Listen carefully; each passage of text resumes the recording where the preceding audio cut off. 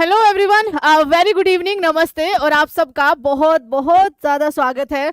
एक बार बताइए कि आपको आवाज़, ऑडियो और वीडियो दोनों क्लियर आ रही है या नहीं। वेरी गुड इवनिंग एवरीवन, नमस्ते। आप सबका बहुत बहुत ज़्यादा स्वागत है परीक्षा पथ पे। मैं हूं नमू मलिक आप सबके सामने, और आशा है और ऊपर वाले से दुआ है कि आप सब बहुत ज़्यादा अच्छे होंगे। एसएससी जीडी का जिनका भी एग्ज़ाम है या आपका आगे आने वाले मंथ में कोई भी एग्ज़ाम है वो आपका बहुत अच्छा जाए, तो उसके लिए तैयारी आपकी अच्छी होनी चाहिए। वेलकम आरके सिंह, पृथ्वीराज शुक्ला जी, अभिषेक, राम राम जी आपको भी, पीयूष, नाजिया, रितु, किंग डेविड, भैया हम यूपी वाले हैं जी, थैंक यू सो मच। नवीन, राधे राधे आपको भी, चिंटू राधे राधे आप सभी को। ओके भूमिहार वेलकम एंड आपका भी स्वागत है। Gaurav very very very good evening. RK Singh sir okay ठीक आ रही है ma'am. Aman very good evening and नमस्ते। तो चलिए Vishu, Julie very very very good evening आप सभी को। मोना आपको भी वेरी गुड इवनिंग। कोई बफरिंग वगैरह अगर हो रही होगी तो उसके बारे में भी एक बार बता देना। राधे राधे एवरीवन। और आज मुझे लगता है कि इतनी ठंड है नहीं, जिस हिसाब से मैंने स्नो सूट पहन लिया है। चलिए Kishan thank you so much. तो आज के अपने रैपिड फायर राउंड को शुरू करते हैं। इसमें आपको हिस्ट्री के ऑलमोस्ट हर एक टॉपिक से क्वेश्चन मिलने वाले हैं, ठीक है, जिससे कि आपको ये पता चल जाएगा कि हाँ हमने इस टॉपिक को अच्छे से किया हुआ है। ये आपके एसएससी जीडी के लिए बहुत इंपॉर्टेंट होगी, क्योंकि इसमें सारे सवाल एसएससी के ही एग्जाम्स के आपको मिलने वाले हैं। तो पहले सवाल पर चलते हैं, बट एक बार सवाल पे जाने से पहले आप प्लीज इस क्लास को शेयर जरूर कर देना। और हाँ, आज से लेकर 4 तारीख तक आपके हर एक सब्जेक्ट के बारे में यहाँ पर एक रैपिड फायर राउंड चलेगा। राउंड ठीक है। तो आज जैसे हिस्ट्री है, कल ज्योग्राफी, परसों आपका पॉलिटी, फिर आपका स्टैटिक जीके एंड लास्ट में आपका साइंस चलेगा। तो शुरू करते हैं। मैम 5 तारीख एग्जाम है, तो आपके एग्जाम से पहले आपके सारे सब्जेक्ट जो है वो उनका रिवीजन अच्छा हो जाएगा। तो पहला सवाल आप सबके सामने है। मैम यहाँ गर्मी है, गर्मी यहाँ भी है, तभी तो मैं कह रही हूँ कि उतनी सर्दी है नहीं, जिस हिसाब से मैंने स्नो सूट आज पहना है। इनमें से कौन बहमनी सल्तनत का संस्थापक था जिसने सिंहासन पर बैठने के बाद बहमन शाह की उपाधि धारण कर ली थी? उसका नाम था दाऊद शाह, मोहम्मद शाह, अलाउद्दीन हसन या फिर घियासुद्दीन बहमन शाह, तहमनतहान शाह। क्या सही नाम होगा आपका? जल्दी से बताइए। आपका पहला सवाल हाजिर है। और इसी के साथ मुझे ये भी बताना, जब साउथ में आपका बहमन साम्राज्य, ठीक है, की स्थापना करी थी किसने? हसन गंगू ने, ठीक है। हसन गंगू ने 1347 में इसी ने ही उपाधि धारण करी थी, अलाउद्दीन हसन बहमन शाह, ठीक है। ये एक काइंड ऑफ उपाधि है, ये आपको ध्यान रखना है। इसका रियल नेम क्या था? हसन गंगू। इसका गुलबर्गा, जब इसने अपना साम्राज्य स्थापित किया तब इसकी राजधानी गुलबर्गा थी। बाद में अराउंड 1425 के आसपास बीदर, कर्नाटका, आपको ध्यान रखना है, इसने राजधानी बीदर बना ली, ठीक है।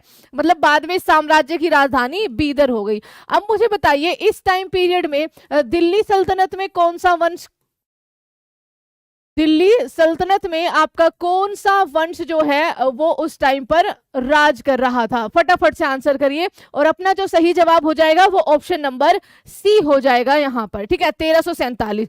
1336 की अगर बात करें, जो बहुत बार पूछा जाता है, 1336 में साउथ में विजयनगर साम्राज्य की, विजयनगर साम्राज्य की स्थापना हुई थी। हरिहर और बुक्का, हरिहर और बुक्का दो भाइयों ने मिलकर करी थी। किस नदी के तट पर?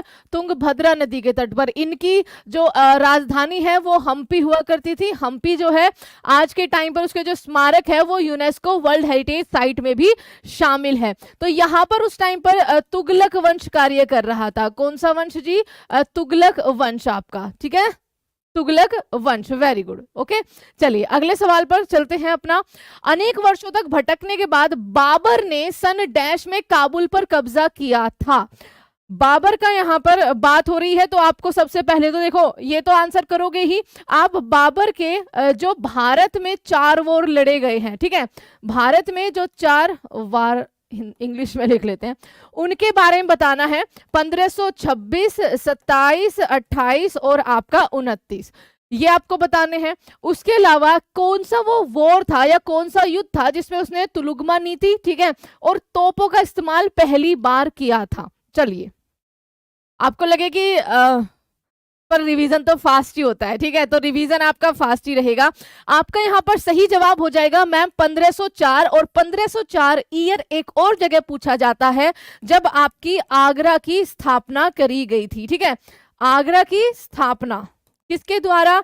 सिकंदर लोदी के द्वारा। सिकंदर लोदी के द्वारा आगरा शहर की स्थापना भी 1504 में करी गई है। उसके बाद 1526 में, ध्यान से सुनना, 1526 में पानीपत का पहला वॉर होता है, ठीक है। 27 में बताइए आपका यहाँ पर कौन सा वॉर लड़ा जाता है, 28 में कौन सा, और आपका 29 में कौन सा, किस किस के साथ, ये भी एक बार जल्दी से रिकॉल कर लेते हैं। बाबर तो सेम रहेगा, बाबर और इब्राहिम लोदी, ठीक है, बाबर और इब्राहिम लोदी। 1527 का वॉर बताइए। खानवा, ठीक है, खानवा का वॉर, चंदेरी का वॉर एंड घाघरा का वॉर, ठीक है। चंदेरी मेदिनी राय, खानवा राणा सांगा, और घग्गर का युद्ध बताइए आपका किसके साथ लड़ा गया था। और हो गया बाकी। चलो आगे चलते हैं। भारत पर किसके आक्रमण के परिणाम स्वरूप पानीपत का तीसरा युद्ध हुआ था? पानीपत का पहला युद्ध हो गया आपका 1526 वाला, ठीक है, घाघरा का युद्ध। वेरी गुड, और बिल्कुल सही आंसर दिए हैं, थैंक यू सो मच गौरव। और बाकियों ने भी जो जो आंसर कर रहे हैं आप ठीक कर रहे हो, बट आजकल क्या हो रहा है कि मैं कमेंट को अच्छे से देख इसलिए नहीं पाती क्योंकि वो एक पहले दो टीवी होते हैं, एक ऊपर कमेंट वाला खाली और नीचे जो OBS चलता है जिसमें ये दिखाई देता है कि हाँ भाई वीडियो ठीक चल रही है या नहीं। तो आजकल एक ही चल रहा है, कई दिनों से मैं ठीक नहीं कर पा रही इसको, तो उसके लिए सॉरी। अच्छा, पानीपत का पहला वॉर हो गया। पानीपत का दूसरा वॉर 1556 में जब अकबर का राज सिंहासन होता है, ये अकबर और हेमू के बीच लड़ा जाता है। पानीपत का तीसरा वॉर 1761 जनवरी 1761 एक्चुअली, है ना, अहमद शाह अब्दाली के बीच में और मराठाओं के बीच में लड़ा जाता है। आपका ऑप्शन नंबर बी इसका करेक्ट आंसर हो जाएगा। और हाँ, साथ साथ लास्ट में मैं आपसे एक सवाल पूछूंगी, आप हर एक क्वेश्चन का अगर आंसर गलत हो रहा है तो उसको जरूर नोट डाउन करना, क्योंकि लास्ट में एक बार एक हिस्ट्री का स्कोर देखेंगे आपका क्या रहने वाला है, ठीक है। चलिए, पानीपत का पहला युद्ध बाबर और किसके बीच में हुआ था? इब्राहिम लोदी के बीच में हुआ था। डी आपका यहाँ पर करेक्ट आंसर हो जाएगा। इसी में ही इसने तुलुगमा नीति, ठीक है, और आपका दूसरा क्या होता है, तोपों का इस्तेमाल पहली बार किया था, तो ये आपका डी आंसर हो जाएगा। हुमायूं का जन्म डैश वर्ष में हुआ था? हुमायूं का जन्म, हुमायूं का जन्म आपका डैश वर्ष में हुआ था?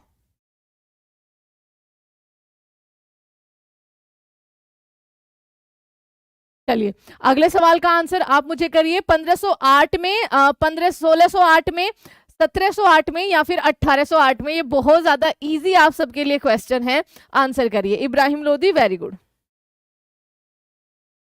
ठीक है। हुमायूं 29 दिसंबर, एग्जैक्ट डेट है आपका, 1930 को सिंहासन पर बैठा था, ठीक है, सिंहासन पर बैठा था, ध्यान रखिए।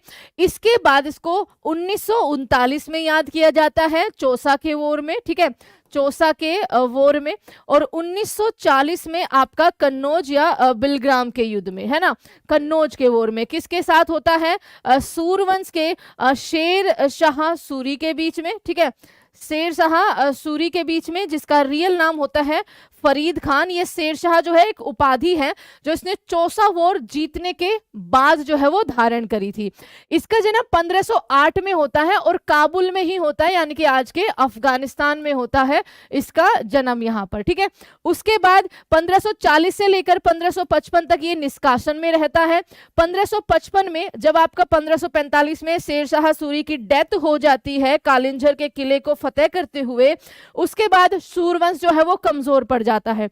अब 1555 में सिकंदर सूर होता है, ठीक है, यहां पर आपका क्या राजा, इसको हराया जाता है सरहिंद के वॉर में, सरहिंद के वॉर में। और 1556 में दोबारा इसका क्या होता है, यहाँ पर राज्याभिषेक होता है, सॉरी 1555 में दोबारा राज्याभिषेक, और 56 में डेथ ही हो जाती है क्योंकि इसने एक क्या बनाया था, दीन पनाह, सॉरी तीनपन्हा नामक जगह बनाई थी, उसी की लाइब्रेरी में गिरकर इसकी डेथ हो जाती है। कोई अगर आपको डाउट लगेगा तो आप बता देना, ठीक है। चलिए, क्या है 1700, क्या है, कहाँ लिखा है बच्चा 1700? कैसे हो सकता है? हुमायूं का जन्म है ये, बाबर का बेटा था हुमायूं, उसका जन्म 1700 में कैसे हो सकता है? 1707 में तो औरंगजेब मर गया था, जो उसका पड़पोता होगा, ठीक है। तो आप इसको गलत बता रहे हो, ठीक है। चलिए, यहां पर 1508 करेक्ट आंसर होगा आपका। और अगले सवाल पर चलते हैं। हुमायूं 1530 से 1540 किस वंश का शासक था? बहुत ज्यादा इजी हो जाएगा, यहां पर मुगल वंश का शासक था। अगला सवाल है, हुमायूं की जीवनी को डैश द्वारा लिखा गया था? अगला सवाल, हुमायूं की जीवनी को डैश द्वारा लिखा गया था? और ये जो 1600 कह रहे हैं, मतलब इतने इजी सवाल को कैसे, एक टेनोर ही देख लो, 1605 में तो जहांगीर गद्दी पर बैठ गया था, ठीक है, जो जो इसका पड़पोता था, पोता होगा वो, है ना, अकबर का बेटा।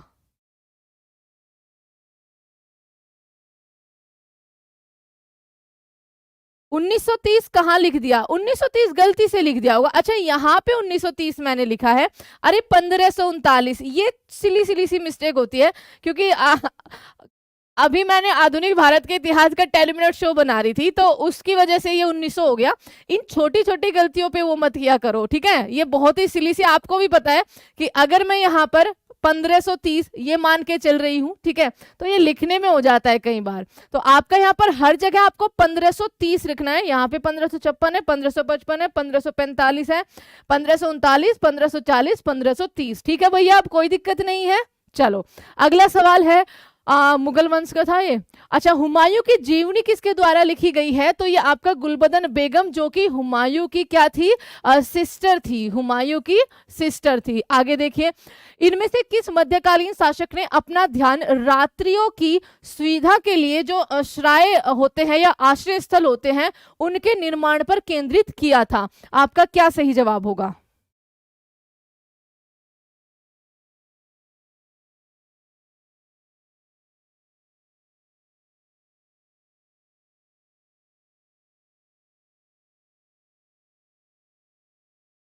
सिस्टर, हाँ ठीक है।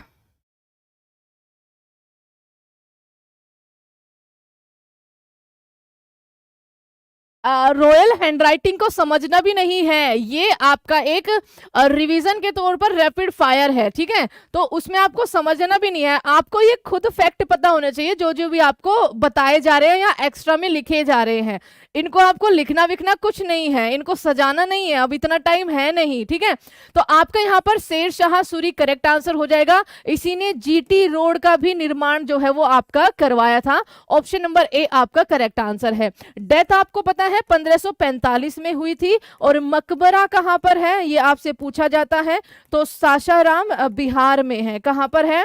सासाराम बिहार में है। रियल नाम जो था, रियल नेम आपका फरीद खान था, ठीक है। आगे देखते हैं, इनमें से कौन सा राजवंश दिल्ली सल्तनत का हिस्सा नहीं रहा है?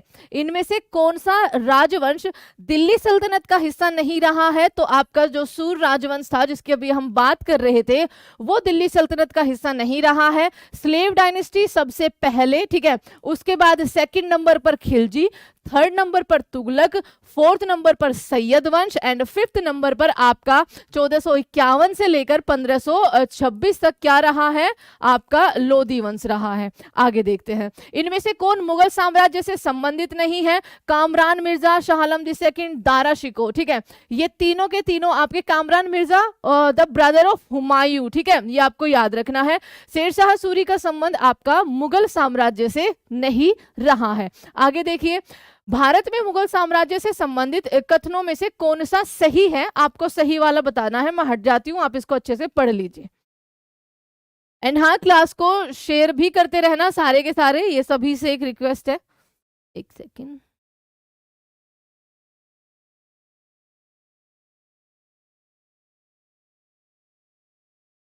चलो बताइए क्या करेक्ट आंसर यहां पर आपका बनेगा?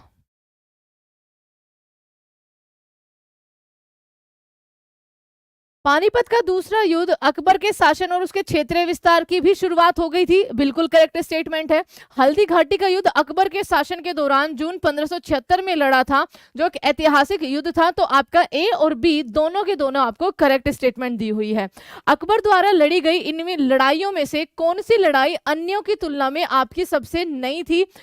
तुकराई की लड़ाई, थानेसर की लड़ाई, पानीपत की दूसरी लड़ाई और आपका हल्दी घाटी की लड़ाई। जल्दी से बताइए आपका क्या यहाँ पर सही जवाब होगा। Both are right, very good. हाँ क्या है सुब्रता, आपके मार्च में आपकी डेट आई है ना? 2 मार्च से लेकर 20 मार्च तक आपकी।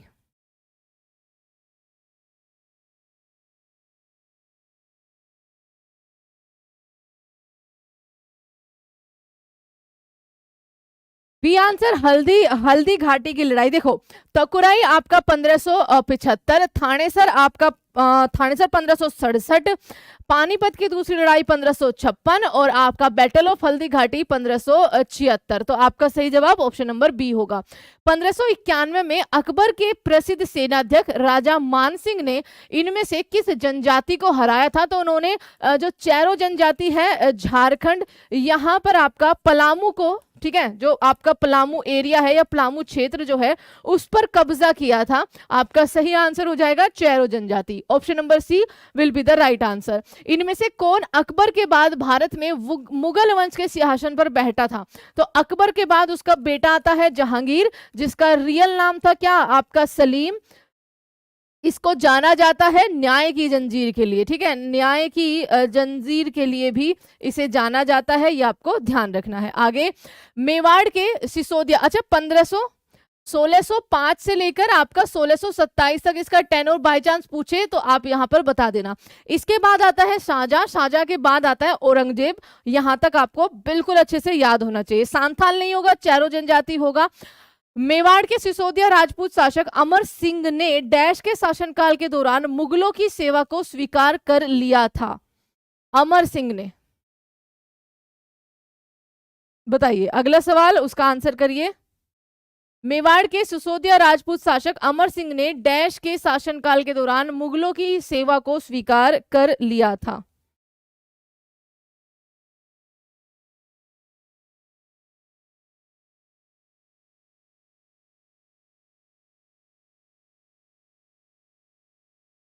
अकबर के, जहांगीर के, बाबर के, औरंगजेब के, जहांगीर के शासनकाल के दौरान। ऑप्शन नंबर डी करेक्ट हो जाएगा। William Hawkins dash east India company के प्रतिनिधि के रूप में सम्राट जहांगीर से मिलने आए थे? तो ये बच्चा आपका इंग्लिश, ठीक है, इंग्लिश ईस्ट इंडिया कंपनी। तो ये एक क्या था? अंग्रेज था, ना कि डच, पोर्तुगीज या फिर आपका फ्रेंच। अगला, इनमें से कौन मुगल बादशाह शाहजहां का पुत्र था?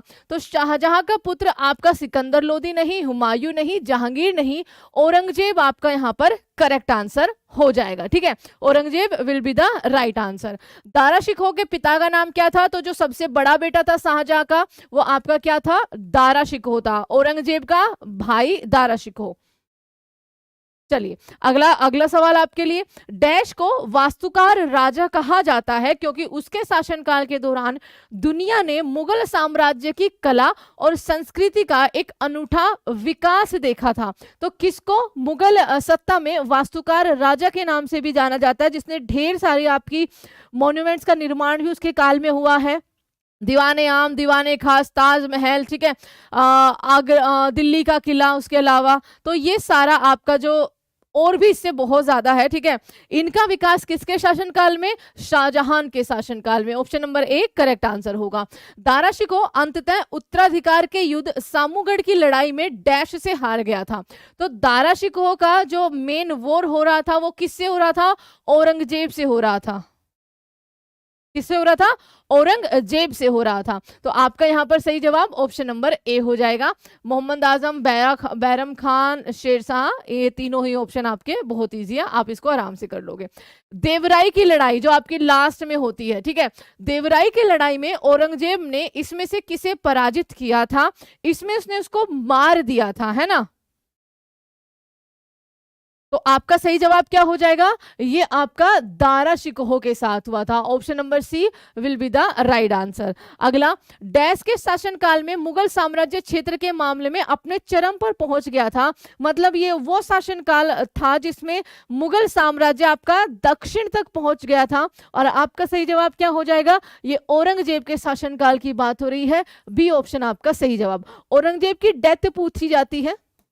औरंगजेब की जो डेथ है वो आपकी 1707 में हुई थी। आप सब ये लोग याद रखिएगा, ठीक है। 1707 में औरंगजेब की डेथ हुई थी। मध्यकाल में भोग शब्द का अर्थ क्या होता था? मध्यकाल में भोग शब्द का अर्थ, नहीं आप ज्यादातर ओ अकबर नहीं, औरंगजेब आपका देवराय की लड़ाई, ठीक है। और सबसे ज्यादा जो विस्तार इवन साउथ तक हुआ था वो औरंगजेब के टाइम में हुआ था। ई मैम, ठीक है। और 1658 से लेकर 1707 तक इसका शासनकाल रहा है, ये भी आपको याद रखना है। मध्यकाल में भोग राजस्व कार्य हुआ करता था, यानी कि आपका option number A will be the right answer, revenue function. अगला सवाल, इनमें से किसे मुगल प्रशासन के दौरान शाही घराने की देखभाल का प्रभार दिया जाता था? तो शाही घराने की देखभाल का जो प्रभार दिया जाता था वो Mir Bakhshi, option number D आपका यहाँ पर सही जवाब हो जाएगा। अगला, मुगल प्रशासनिक व्यवस्था में मनसबदारी व्यवस्था की शुरुआत किसके द्वारा आपकी करी गई थी? मनसबदारी जो एक तरह की आपकी रैंक हुआ करती थी और इसको शुरू किया था अकबर ने। ऑप्शन नंबर ए अकबर के द्वारा इसको शुरू किया गया था, ठीक है। चलिए अगला, फतेहपुर सीकरी में स्थित बुलंद दरवाजा इनमें से किस मस्जिद का प्रवेश द्वार है? जमाली कमाली, ढाई दिन का झोपड़ा जो कि आपका किसके द्वारा, कुतुबुद्दीन ऐबक के द्वारा ही बनवाया गया है, मोती मस्जिद या फिर आपका जामा मस्जिद? अकबर, हाँ बिल्कुल सही है आपका, Akbar will be the right answer.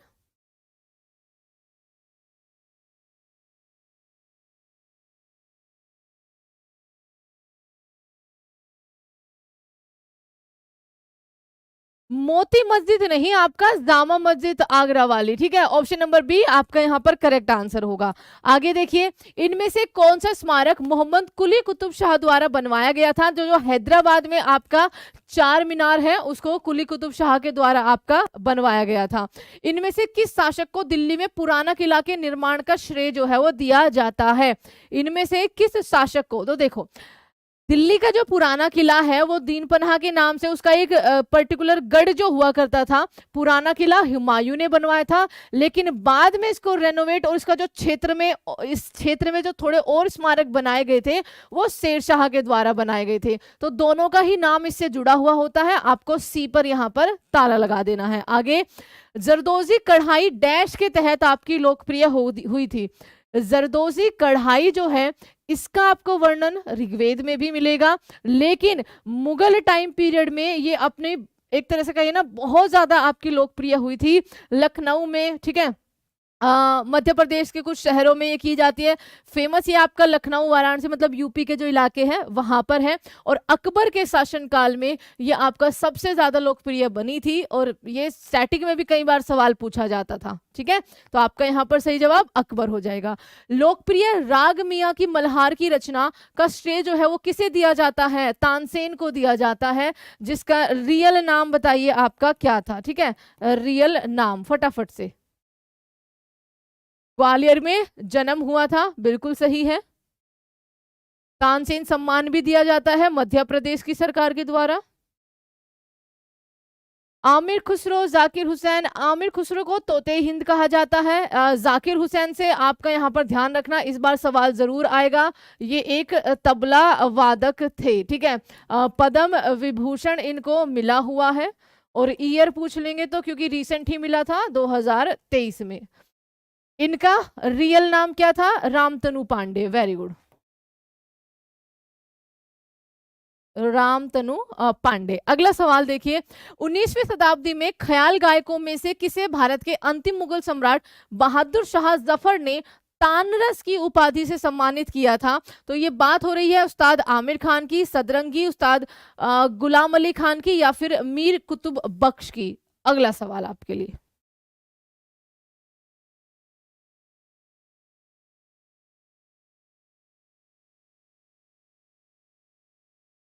Bahadur Shah Zafar, the last Mughal, ठीक है, जिसकी डेथ 1862 में हुई थी। 1858 में अंग्रेजों के द्वारा उसको, जब आपका यहाँ पर 1857 की क्रांति चल रही थी, रंगून भेज दिया गया था। और आपका यहाँ पर सही जवाब क्या हो जाएगा, मीर कुतुब बख्श, ऑप्शन नंबर डी।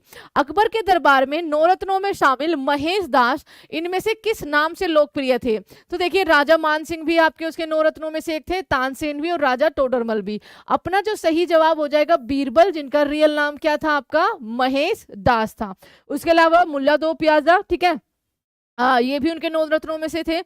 आप में से कितनों को अकबर के नौ रत्नों के नाम पता है? फटाफट से आंसर करिए कमेंट में, अभी मैं देख रही हूं, ठीक है। जय भीम, टारगेट दिल्ली पुलिस आपको। और क्लास को बीच बीच में लाइक और शेयर दोनों करते रहना। बीरबल, महेश दास, ठीक है, तानसेन, राजा टोडरमल, राजा सुमंत्री, राजा मानसिंह उनका सेनापति, 4 तो इसी में ही है, आपको बस 5 और बताने हैं। मुल्ला दो प्याजा, ठीक है, फैजी, अबुल फजल,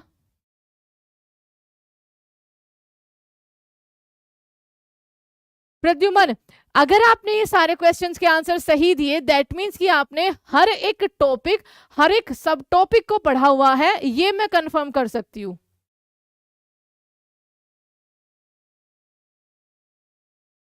ठीक है, चलिए आगे चलते हैं। बादशाहनामा की रचना इनमें से किसके द्वारा आपकी करी गई है? बादशाहनामा बाबर, अब्दुल हामिद लाहौरी, इनायत खान या फिर अबुल फजल? तो बादशाहनामा लिखा गया है अब्दुल हमीद लाहौरी के द्वारा, सी ऑप्शन आपका सही हो जाएगा। मुगल शासक अकबर के जीवन पर आधारित एक दस्तावेज जो कि आईने अकबरी, जो 3 खंडों में है, डैश के संबंध में आपका क्या है, जानकारी नहीं है। तो इसमें राजस्व प्रशासन सेना, उनमें पूर्वज के संबंध में नहीं है, ऑप्शन नंबर 1 करेक्ट आंसर होगा। मध्ययुगीन महाकाव्य पद्मावत के लेखक कौन थे? अगला सवाल है, मध्ययुगीन महाकाव्य पद्मावत के लेखक मलिक मोहम्मद जायसी, आपका ऑप्शन नंबर बी करेक्ट हो जाएगा। वह ईरानी शासक कौन था जिसने 1739 में दिल्ली शहर पर हमला किया और भारी मात्रा में धन दौलत जो है वो लूट ली थी? 1707 में आफ्टर दी औरंगजेब, ठीक है, उसकी डेथ के बाद मुगल साम्राज्य उस स्तर का नहीं रहा जो उसके टाइम पीरियड या उससे पहले था, ठीक है, वो कमजोर होता चला गया। इसी टाइम पे आपका यहाँ पर क्या है, ईरान से 1739 में कौन आता है जिसने दिल्ली को लूटा था? तो आप कह रहे अहमद शाह कजर, अब्बास प्रथम, नादिर शाह या अहमद शाह अब्दाली?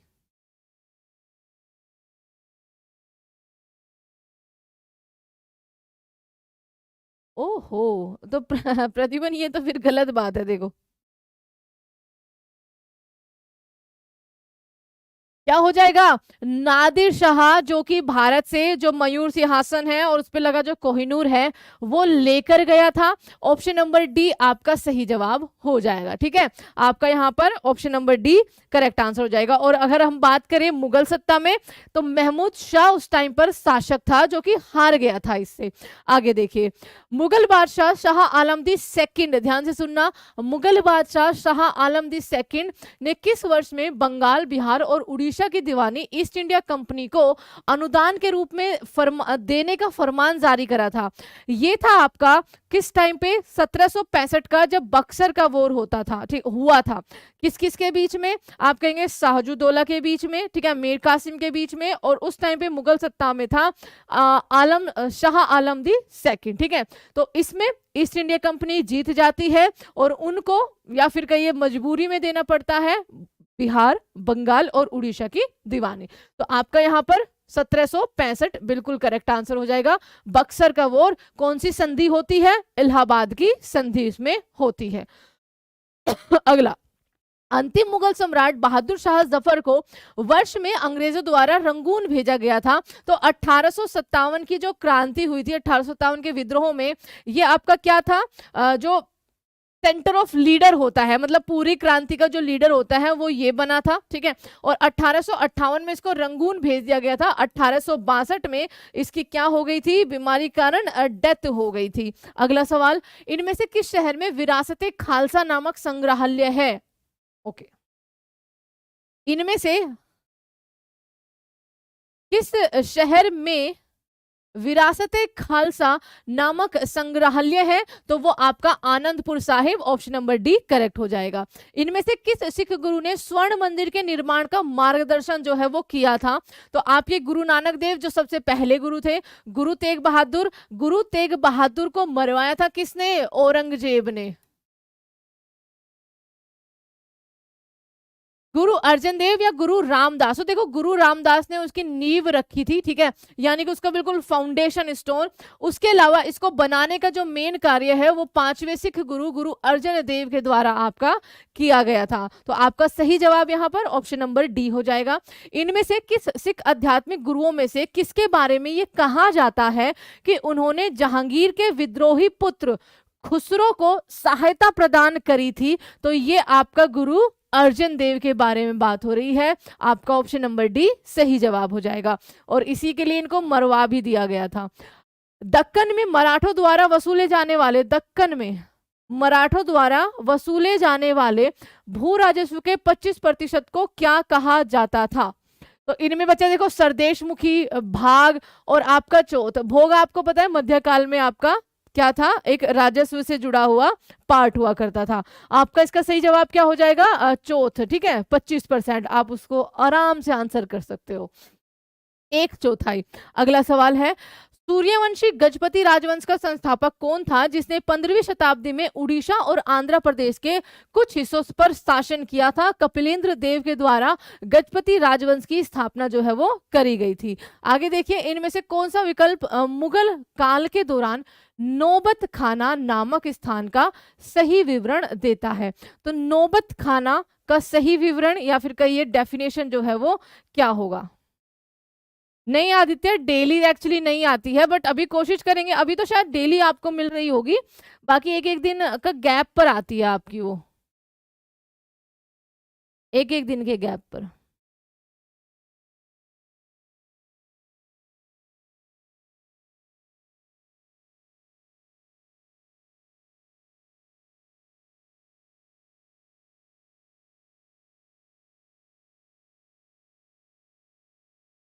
चलो, तो आपका नगाड़ा घर, ऑप्शन नंबर डी सही जवाब हो जाएगा। उपनिवेशिक शासन की स्थापना इनमें से सबसे पहले कहां पर हुई थी? तो सबसे पहले बंगाल में हुई थी, option number D correct answer हो जाएगा। आगे है आपका बंगाल का पहला अंग्रेजी कारखाना 1651 में किस नदी के तट पर आपका स्थापित किया गया था?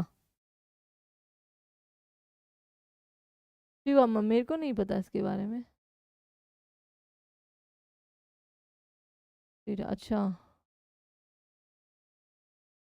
देखो जीएस में स्कोर एक ही तरीके से बढ़ सकता है। आप सबसे पहले तो गलतियां बहुत कम करना, ठीक है, गलतियां कम करोगे तो आपका नेगेटिव मार्किंग नहीं जाएगी ज्यादा। उसके अलावा कॉन्सेप्ट को पढ़ो, और जितने आप पीवाईक्यूज लगा सकते हो, अभी लास्ट टाइम पे, खैर कॉन्सेप्ट पढ़ने का तो टाइम है नहीं, जितने आप पीवाईक्यूज लगा सकते हो उतने आप पीवाईक्यूज लगा लीजिए, आपको वो बहुत ज्यादा हेल्प करेंगे। आपका 70% पेपर आपका सही हो जाएगा, ये तो गारंटी है, ठीक है। तो आपका यहाँ पर देखो 1651 में हुगली नदी के तट पर, जहां पर आपका कोलकाता है।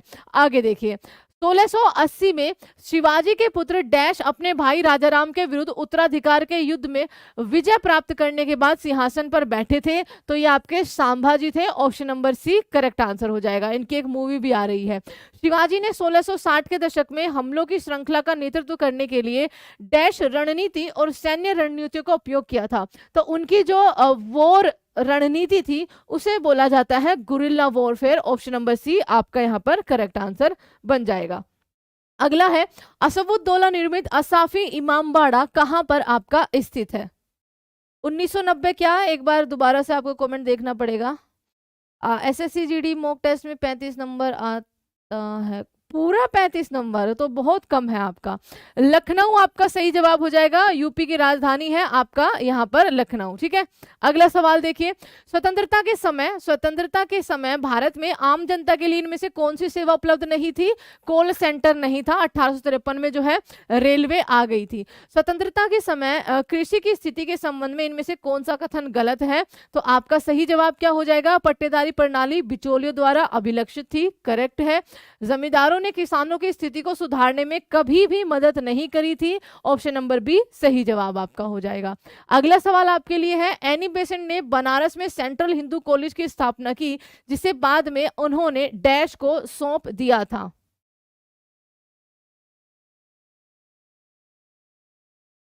देखो 10 मिनट शो।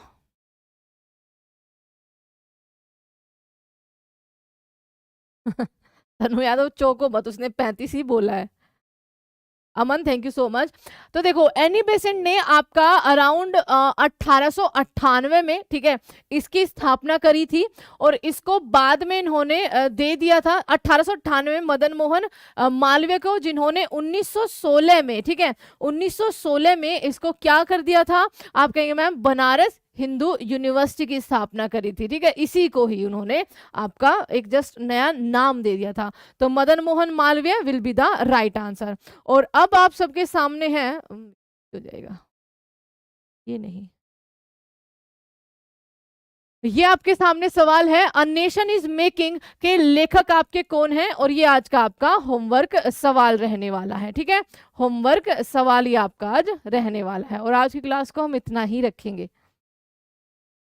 और हाँ 10 मिनट शो एसएससी जीडी के एग्जाम से पहले आप देखते रहिए, वो आपकी बहुत बहुत ज्यादा हेल्प करेंगे, क्योंकि वो स्पेशल अभी फिलहाल जो बनाए जा रहे हैं वो आपके आरपीएफ कांस्टेबल और एसएससी जीडी के लिए ही बनाए जा रहे हैं। सेम वही लेवल का आपका रिवीजन उनसे बेहतर हो जाएगा, ठीक है। और हाँ वो जस्ट रिवीजन के लिए है, ये आपको ध्यान रखना है। तो आप इसका जो हमारे चैनल का वीडियो सेक्शन है वहां पर चले जाना, उसकी प्लेलिस्ट भी आप देख सकते हो, वहां से भी जो भी टॉपिक आपको देखना है, और अभी बहुत सारे टॉपिक आपके एसएससी जीडी से पहले आ जाएंगे। तो take care everyone, bye bye and thank you so much. Please इसको शेयर जरूर करना और जाते जाते इसको लाइक भी जरूर करके चले जाना। तो टेक केयर एवरीवन, खुश रहिए और आप सभी को ऑल द बेस्ट आपके आने वाले सभी एग्जाम्स के लिए।